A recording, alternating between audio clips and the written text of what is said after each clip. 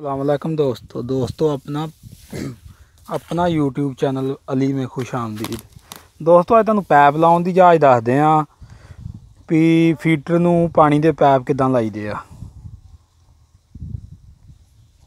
आ वेखो आ इधर पैप ला दिता, चढ़न नहीं दिया, दूसरी साइड ला लेंगे। आ लो इत्थे ला दिता।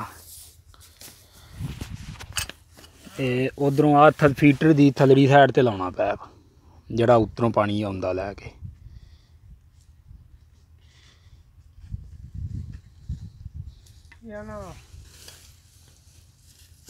आ थलड़ी साइड ते लाता।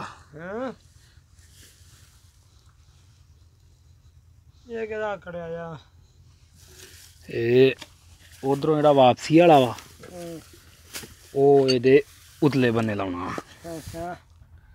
कई दोस्त जिहड़े आ वो पैप इस तरह नहीं लाउंदे, पैप उत्ते थल्ले कर दिंदे आ, फिर ओहदे नाल फीटर दा नुकसान हुंदा। फीटर हीट फड़दा, गर्म हुंदा।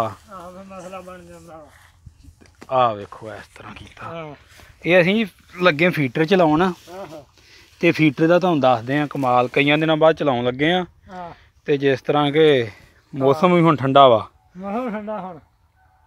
फीटर हीट घट लाऊगा ते पहले गेड़ी स्टार्ट होएगा। ये ला दे हुक्म नाल, हुक्म ला दे ना। आओ टास चुक तू। अच्छा बैल्ट लगा चढ़ाउण, बैल्ट चाढ़िया। कदे नूं चुकने आ? चुकी आ। अच्छा चुकी है जी। आ वेख लो आ बैल्ट चढ़ गया जी। बैल्ट टाइट ही आ, कोई नहीं एडा ढिला। आला भी जुबे तू वीडियो बना, मैं मारा इनू गेड़ा। अच्छा मार मार कोई अपना ना बना के नहीं। नहीं हाँ वीडियो बनाउण दी बंदा मेरे नाल कोई नहीं गा। आ फड़ लिया गेड़ा मैं। अच्छा इत्थे रख बन डई वीडियो। छड़ दे आ खोली रेस। चल वे बिस्मिल्लाहिर्रहमानिर्रहीम। चल वे चल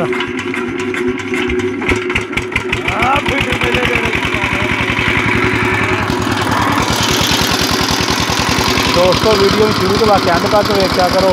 साडे चैनल नूं जिहड़ा सबसक्राइब करो, वीडियो लाइक शेयर जरूर करो।